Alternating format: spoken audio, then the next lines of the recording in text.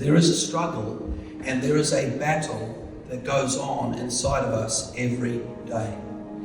And the psalmist has these feelings. The psalmist has these frustrations in life, and they are identical to our own. Within the psalmist, he's feeling all kinds of emotions. He's depressed, he's anxious, he's worried, and he expresses these identical feelings that we have just read in these scriptures. And so I want to preach a message called Hope for a Heavy Heart. And firstly, we want to look at the vulnerability of the human heart. The vulnerability of the human heart. The people that are most vulnerable in life are those that are the earnest seekers of God. When you are earnest and you really want God, this makes you very vulnerable. In our text, we have a man that has an appetite for God. He has an appetite for the things of God. This makes him vulnerable.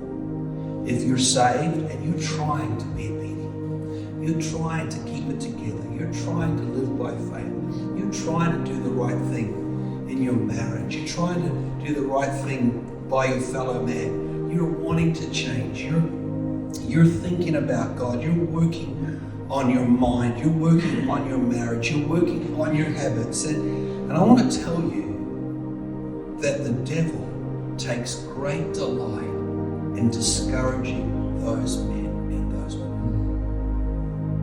In our scripture, the psalmist reminds us of our human frailty and vulnerability. He talks in his language about these huge waves that are just crashing over his life, just smashing him. That it's one after another. It's just problem after problem, just thing after thing, crisis after crisis, just smashing over his life. And he feels like he's going to drown. He feels like he just pops up, he gets another gulp of air, and the waves come back down, and he's spiraling and turning and beneath the power of those waves. This is the picture and this is the imagery that the psalmist used in our text in verse 7. Deep calls unto deep at the noise of your waterfalls.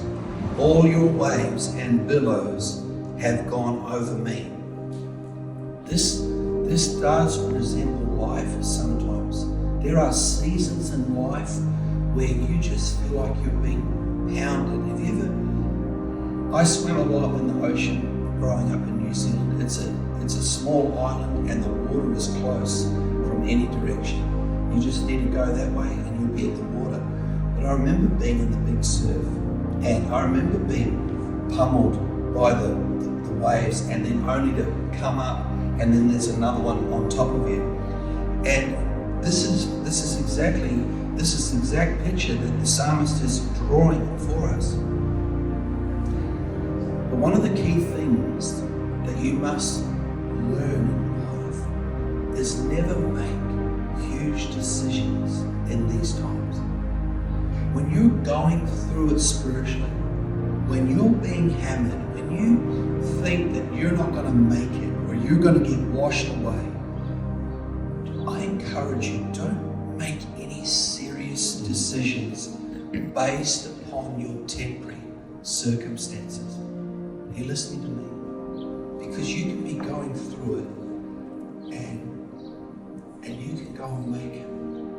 Because of you're going through, you can make decisions that really will affect your future. Sometimes people get in a lot of unnecessary debt. The world calls this, have you ever heard of the term retail therapy?